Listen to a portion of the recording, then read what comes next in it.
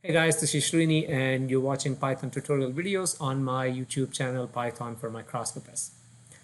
In the last couple of tutorials, we talked about data handling, data manipulation using pandas and how to plot this data using Seaborn, for example, and Matplotlib. Uh, so when we talk about data, it's quite natural to talk about machine learning, yeah? Because nowadays machine learning is kind of everywhere. And there is a reason for that because it's making our lives more comfortable, it's making our lives easy, and also it's making our lives very productive, meaning we are automating a lot of manual tasks. So let's take a break from coding and understand exactly what machine learning is anyway. If you know what machine learning is, obviously skip this video. This is for someone who probably heard of machine learning quite a bit. I'd be surprised if you haven't heard of machine learning, the term. And this is an attempt to explain what it is at a relatively high level. We'll touch a bit of it in the next few tutorials, but I just want to give you a quick background on what it is to begin with. Okay, so uh, again, I don't need to mention who is using machine learning, right? I mean, you see it in our everyday lives, like whether you do Google searching, for example, it's constantly learning. If you have, especially if you're logged on, it's constantly learning what you're searching for and trying to give you relevant results based on what else you searched on, right? So that is, again, machine learning trying to help your life. Same thing with Amazon, right? I mean, when you purchase things online, and what else would you like to purchase? For some reason, some of these big companies got pretty bad name, but I personally believe that, well, of course, we need to be a bit careful in terms of what data we are giving out there, because without data, they cannot do much of anything. But something like how many steps you're taking, what is your search history and what is your purchase history on Amazon should be actually helping you and not hurting you, assuming you're not using anything for evil purposes. Yeah. And also Netflix, what movies have you watched? So it actually saves you a lot of time in not searching, for stuff that you want to look at. So same thing with music, and I can go through each and every one of these and a lot more, right? And again, I copied this slide of Google image search, but this is a great slide, I think, summarizes at least the major companies that use machine learning.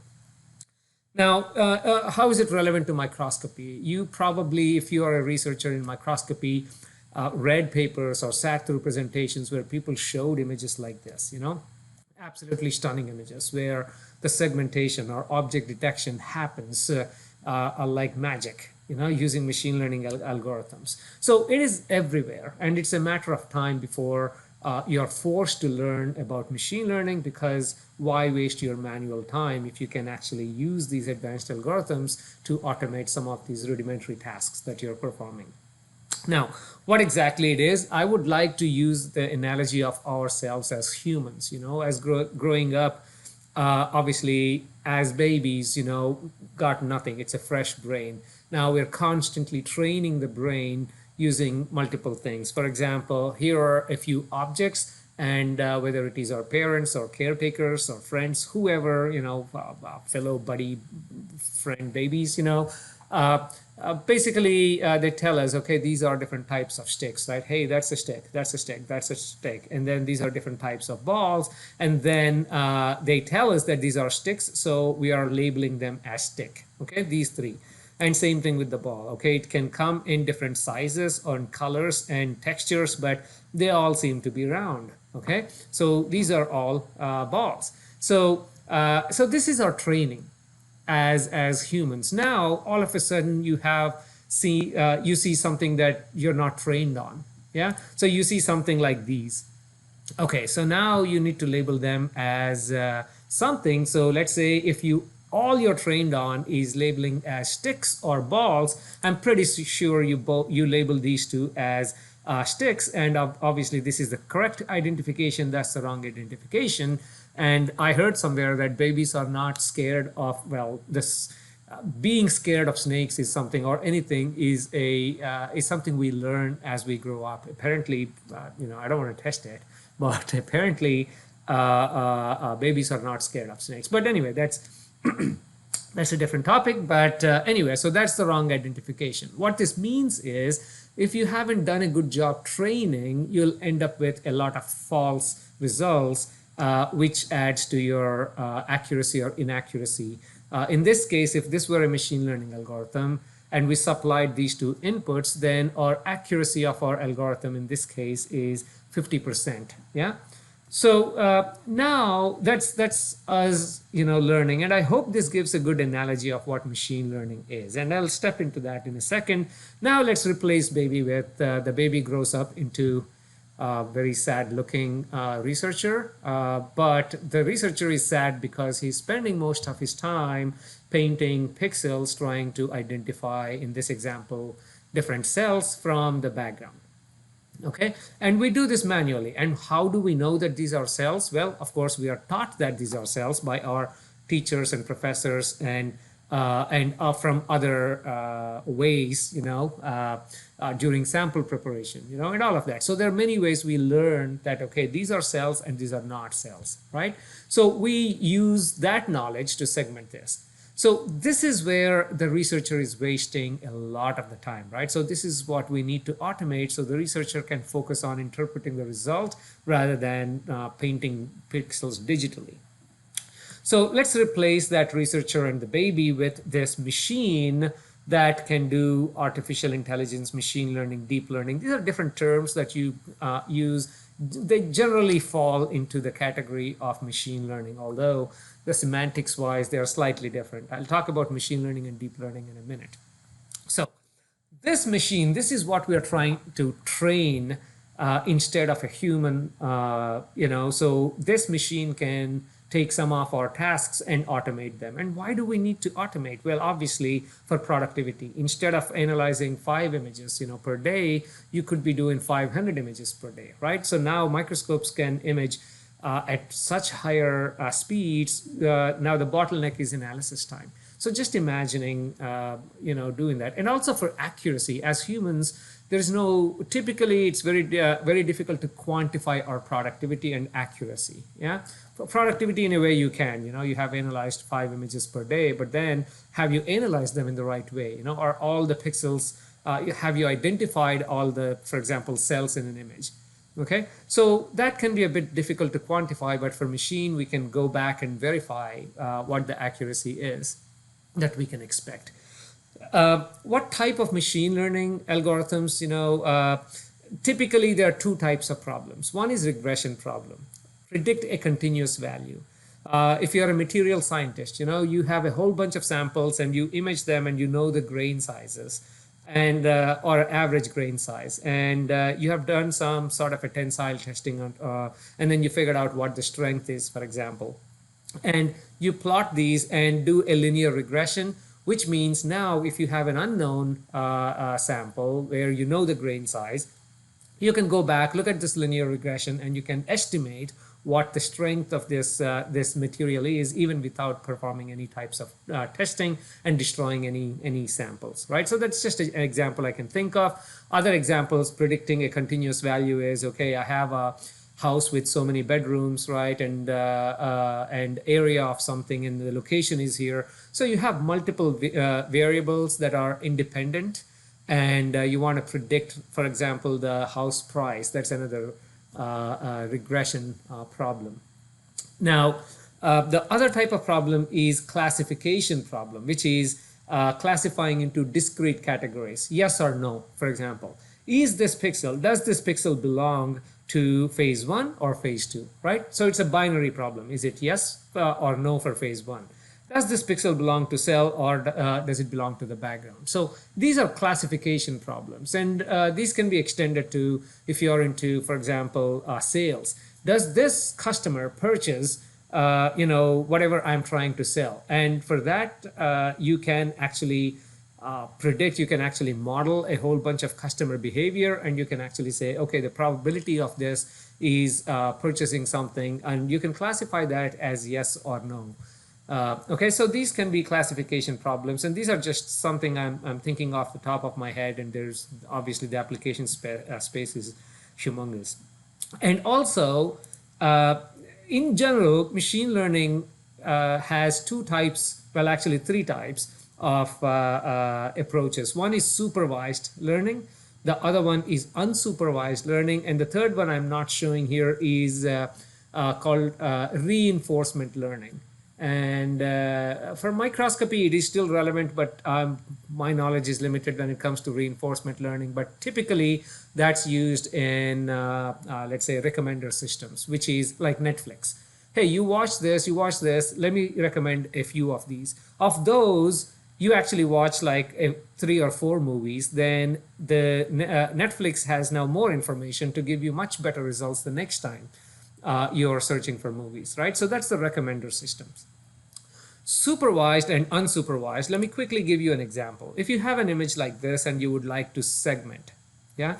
So the supervised is, again, within supervised, you can do regression and classification, but let's stick with, for example, classification, because in this case, our goal is to classify this or segment this image into how many ever phases that we think we have, okay? So you can actually manually paint some of these pixels, into various colors, and you can say, hey, this is supervised, right? You're telling that I know these pixels belong to this bright phase. I know these belong to this light gray and dark gray and even darker gray. Based on that information, the algorithm learns what the behavior is within these pixels. Yeah. When I say what the behavior is, that basically means, hey, what is the brightness? That's just one value, right? Brightness, which is nothing but histogram-based segmentation. But it also looks at, you can actually add additional features like texture information, like roughness information. And you can also include something like orientation information. For example, if you have a whole bunch of features, horizontally, let's say you have a piece of metal that's extruded. Yeah. So you may have regions or grains that are aligned in a horizontal way. Or you're looking at a sedimentary rock sample where you have the bedding in a horizontal way. You can apply filters that can detect the orientation and segment that. So supervised learning is nothing but you are telling the algorithm, you're providing the algorithm some information on what you know about it, and it learns and then uses that information to predict all the future, unseen data. So that's supervised. Unsupervised, as you can imagine, you as a user are not giving anything or not telling anything. Well, you're telling something, but not telling much of this information. What you tell is, for example, let's take the same image as an example. Okay, so now you say, okay, I want to plot all the brightness, for example, as clusters. Yeah, you want to plot all of that, and then it may show up as clusters. Why is it showing up as clusters? If it is just brightness, it will show up as, or a pixel value, it will show up as, let's say, a one-dimensional histogram, for example. But if you say, okay, I want to take that, but I also want to take texture metric, in the other dimension, then you can actually do a whole bunch of these 2D plots, and you can do unsupervised learning, meaning you're not telling the software anything. It's just doing clustering. Yeah, but you got to tell how many clusters you're looking for. You can be looking for example, 3 clusters. In this example, you can clearly see 4. But if you say, you can clearly see 3 clusters because maybe this dark one and the light gray one are in one cluster, right? So if you say, okay, my n equals to 3, which is the number of clusters I want to detect, then it's going to go ahead and, if the data set is good enough, then it's going to go ahead and detect all of these 3 regions. Now you say my n equals to 4, then it's going to divide this into 4 of these, depending again on where the seeds are and all of that.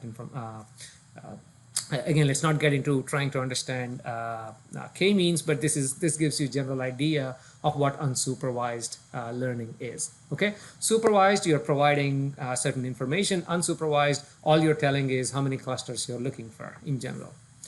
Now, in addition to this, well, actually, how to implement this? Let's actually look at that, right? Okay, so now we have supervised, unsupervised, you have regression problem, you have classification. For image segmentation, let me give you the typical workflow. So what you have is a data set or number of images. It can be just a data, right? I mean, images is nothing but a bunch of numbers. So it can be whatever data you're thinking of segmenting. So you can have that data set and then split it into, I don't know, 80-20, 90-10, whatever. And then once you split the data set, and the reason why we want to split is we want to train it using bulk of the data, but we want to store some of this data that the algorithm never saw before for testing purposes. Okay? So once we have the training data set, we will train a model. This is where this baby or the grad student or this algorithm, this machine will be training this, train a model, and then now we have this model, right? So the model is it can be as simple as hey, if it is a dark pixel, call it this. If it is a bright pixel, call it that. Whatever it is, the model has information on how to segment or classify your data. So once you have the model, now you take your testing data set, okay, and apply this model on it and make a prediction on the test data set. And that prediction, now you compare that with the true values. Because this is the testing data set, you know what it is supposed to be, right? These are you know what the ground truth is. So you take this predicted result, compare with the testing data set, and now you know, okay, I mean, if you work with limited data set, then you will probably end up with 100% occasionally, in terms of predicted result. But oftentimes the result ranges anywhere from even as bad as 50% or even lower to about 90 some percent, right? So if you get 95%, is that good or acceptable? That completely depends on the type of data that you're analyzing and the amount of data that you have and all of that. Or is it really acceptable or not? So anyway, so this is in general the structure of or the workflow when it comes to machine learning, whether you're doing image segmentation or whether you're doing any type of other type of classifications, let's say. Now, just to finish this this video, one more topic I should say. You probably heard of deep learning or neural networks, deep machine learning. There are various terms that people typically use, but nowadays deep learning is pretty common. So what is the difference between machine learning and deep learning? At a high level, the primary difference lies right here in feature extraction. So you have an input that goes in, right? We looked here. You have an input that goes in, and then it trains a model, and then you create a model. But how do you train a model? You train a model by extracting a whole bunch of features about the image or the data. So for example, the image, one of the features can be the pixel value. That's one feature. The other feature can be the texture, local texture at that pixel value.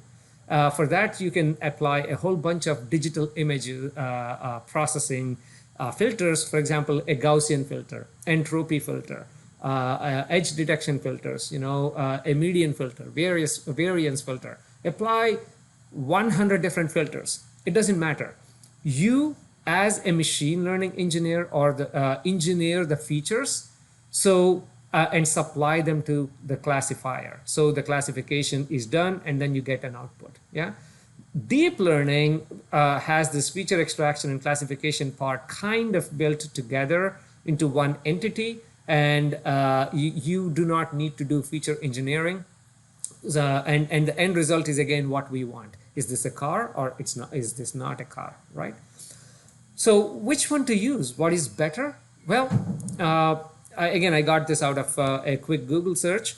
If you have limited amount of data, then both tend to perform equally well. And in fact, there are certain situations where the traditional machine learning may result in much better segmentation, for example.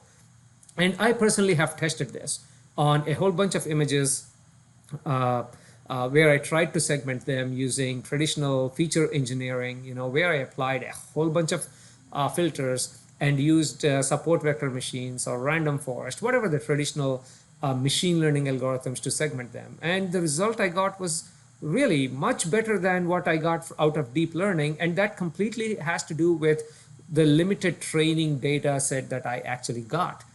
But as you have collect more and more of these training data sets, then deep learning tend to give a much more stable and robust type of results. So based on my experience, I would just, if you have limited information, limited number of training data sets, then start with the traditional machine learning algorithms. But once you have segmented enough data sets, you have now a whole bunch of trained data.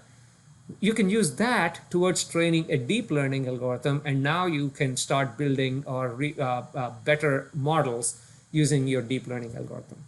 So anyway, that's my almost 20 minutes talk about machine learning. For some of you, you may find this too basic, but trust me, if you have never heard of machine learning before, this can be, I'm hoping, a valuable lesson, and I wish someone had given me this lesson 5 years ago. But well, I did my research, I learned it, and hopefully I've translated that enough so it's easily understandable by almost everyone without any machine learning background. So I hope you found this useful, and please like this video if you like it, and subscribe to my channel if you like the content I'm providing. Thank you very much.